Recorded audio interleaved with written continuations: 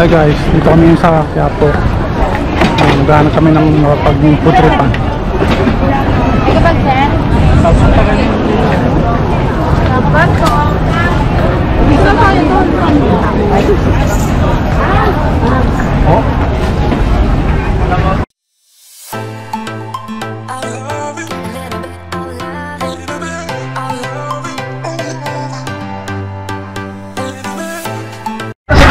Talaga naman pinagkagulong dragon fruit juice dito sa Quiapo, Manila.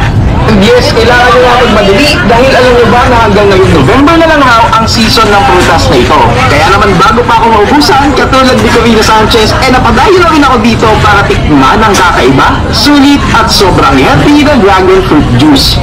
At ayun nga guys, dito tayo sa may Quiapo, Manila at ngayong araw nga hanapin natin yung sikat na nagtitinda ng fruit shake dito sa may Quiapo. Kasi narinig ko narayo daw talaga ang fruit shake stand na ito dahil wala ang kanilang ginagawa, walang powder na preservative, lahat natural. So, hanapin natin. Ito yung sikat na dragon fruit dito. 50 pesos ang charge. Masarap siya at may mga malalasa mo tuloy talaga yung mga buong dragon fruit. Ay, gamit din!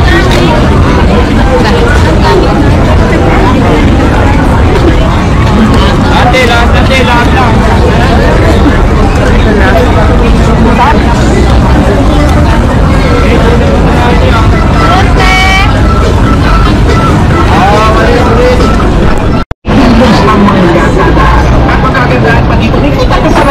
Mismo ito ginagawa, kaya ayan, fresh at malinis talaga. Nalito ka pala ang lasing overload at para ginawang nakatakap na shake doon. Ang singkap na si Ate Joey na matatagpuan dito sa may Gulalongo Street, Quiapo, Manila. Kung minsan nagte-trending sa kanila, ito ko ginagawin.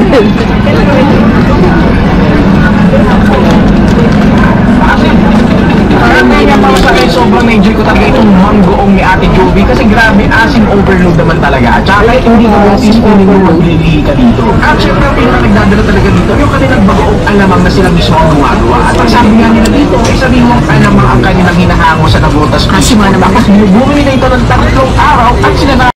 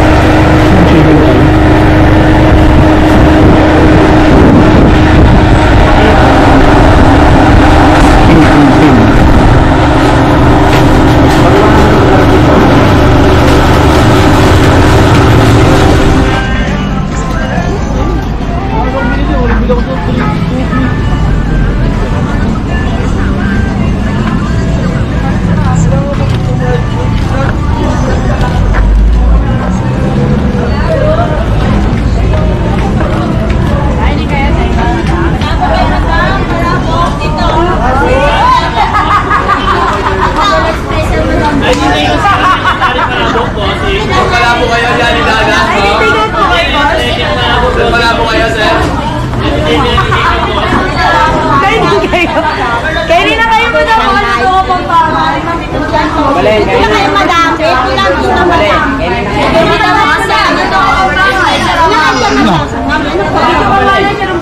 Parang para-paras lang. Enjoyable. Ayan po, wiki chokawali, charo pwede po sa gilid po ang tating sa palabok. Kung kaya sa liwa, halo po ito po. And then meron din yung pentogen, yung Shanghai. Ito na? Ano noodles niyo po? Manipis, makapalang noodles. Kung manipis ka eh. May kasi po, may piyon po, tsaka malapot po. Hindi siya manipis na lang. Manipis po. Sa inyo po, ma'am? Makapal. Sa manipis sa makapal po. Sa manipis sa makapal. Isang klase lang ba yan? Yes po, same lang po. Same price, same package. Magkano? 80 pesos po. Pasta lang ginagawa. Ano to kuya?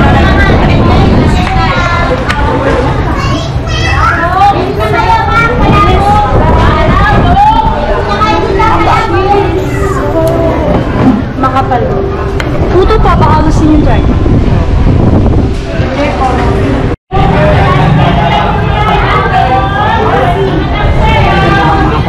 Guys, nandito kami sa Quinta Market sa tindahan ng palabok dito sa may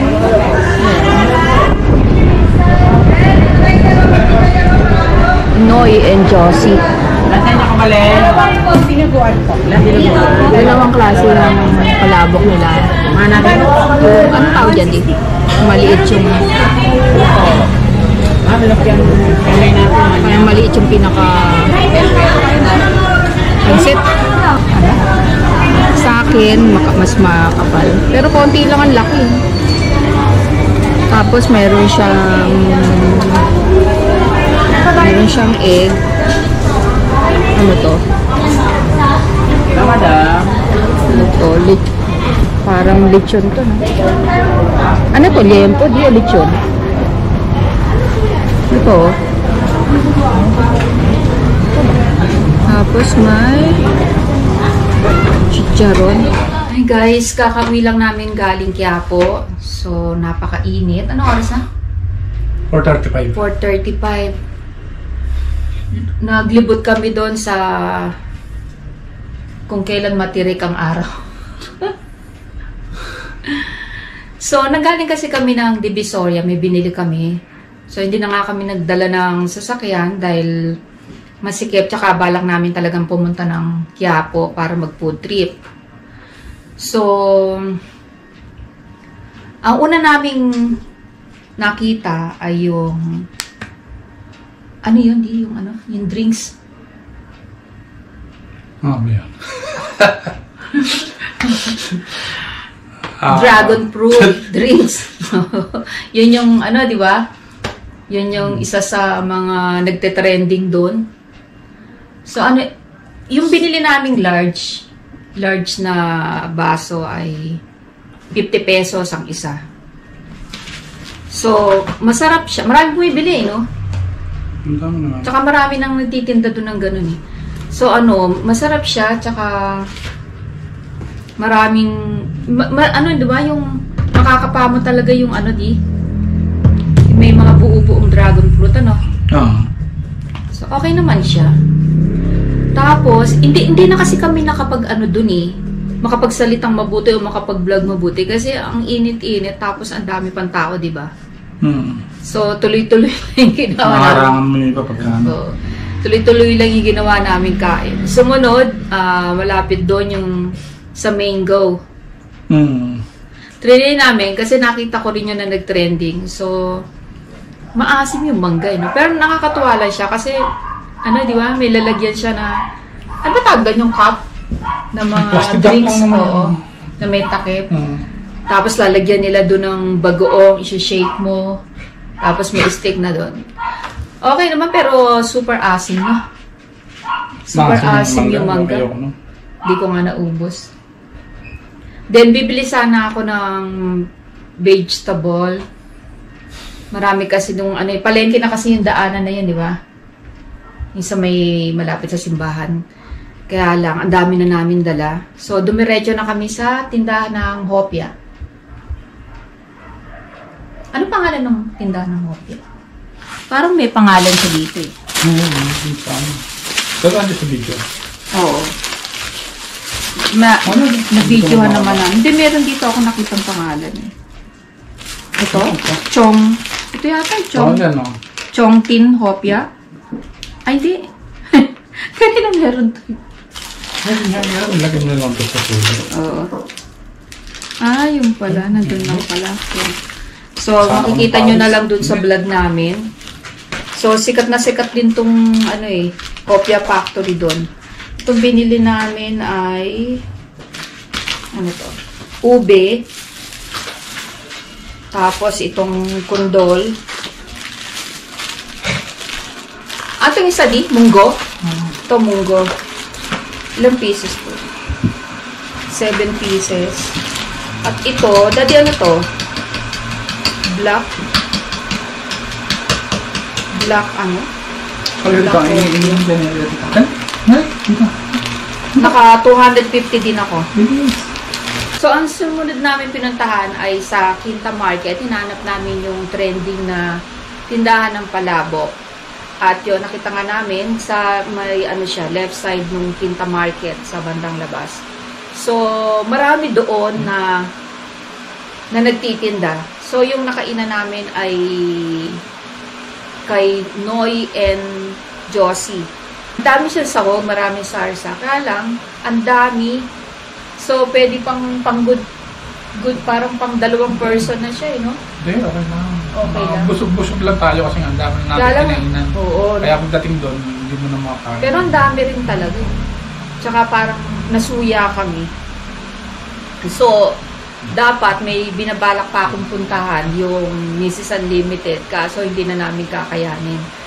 Tsaka na-try din sana namin hanapin yung malapit doon na may mga dessert. Kaya lang wala. Hindi na namin kaya. Nabusog na kami at sobrang init kaya inisip na namin umuwi. So, ano magsasabi mo sa ginawa nating food trip, Daddy? Ano natin ulitin? Ang hirap ng Sobrang food trip init. na mainit. Sa gabi na lang, mas okay pa. Kahit mapuyat ka, okay lang. Huwag lang yung grabe, init. Kasi lang may pinuntahan lang kami. May binili lang kami sa... Tsaka nagmamadali pa kami dahil magpapamassage pa to. Yun lang, until sa next na vlog namin. Bye-bye! Babay ka na, Takeyo. Bye-bye!